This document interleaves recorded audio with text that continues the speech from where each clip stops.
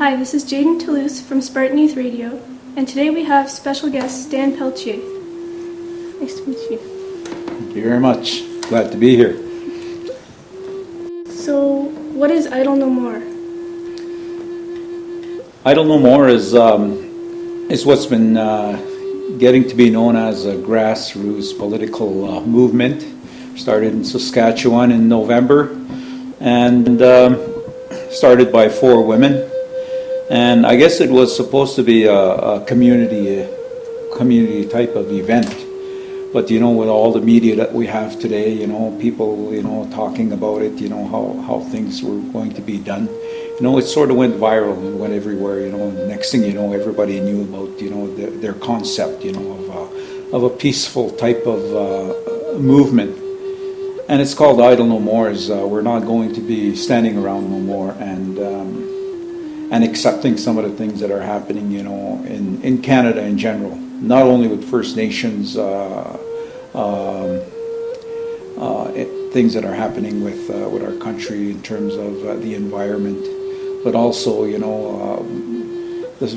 the original focus was to be only on First Nations, but it aroused the interest of, not only First Nations people, but the general population in terms of concerns, with regard to, what people are doing to environment. So those are, that's what Idle No More began as. But now today it's, it's probably all over the world because of what the media can do. And I've even heard of it happening in Lapland. The aboriginal Laplanders in Lapland had a session of Idle No More in support of First Nations in Canada. And I've heard it happen in Australia as well, where people have gotten together, just because of media, that we have available to them. They read about it, and they read what's happening with First Nations people or Aboriginal people throughout the world, and they support, the concept of,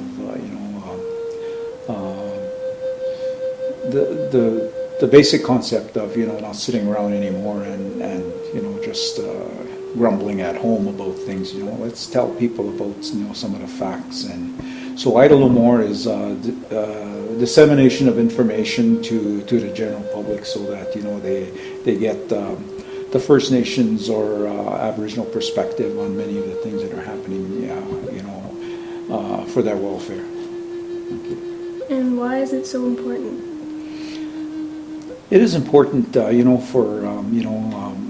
for the general population to understand, what is being said with the media.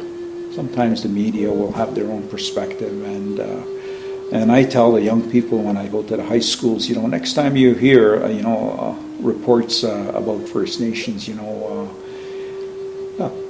the media itself will have, their perspective. They usually have a point that they want to say. But it usually doesn't include the perspective of First Nations.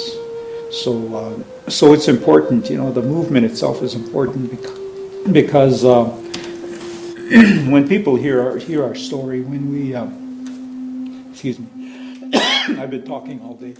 When we tell our story and with our own perspective, they'll have at least another viewpoint, to have in mind when they hear reports. And what can youth do to get involved?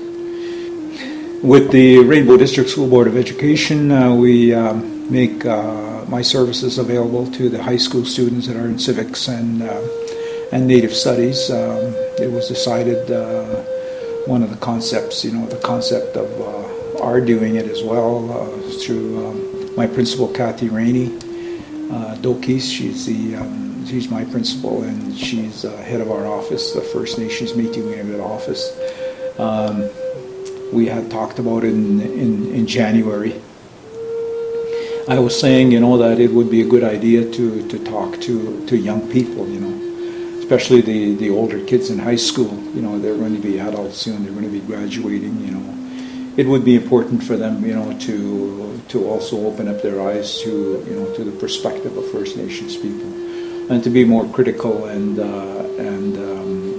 about some of the things that you read, even with First Nations things that are happening with the treaties and maybe publications and even resources in the school. So, so that opens up that avenue where, we can be, these students, that are older in high school, they're going to be our future citizens, and so, they'll be more well-informed, at least with the Rainbow District School Board name.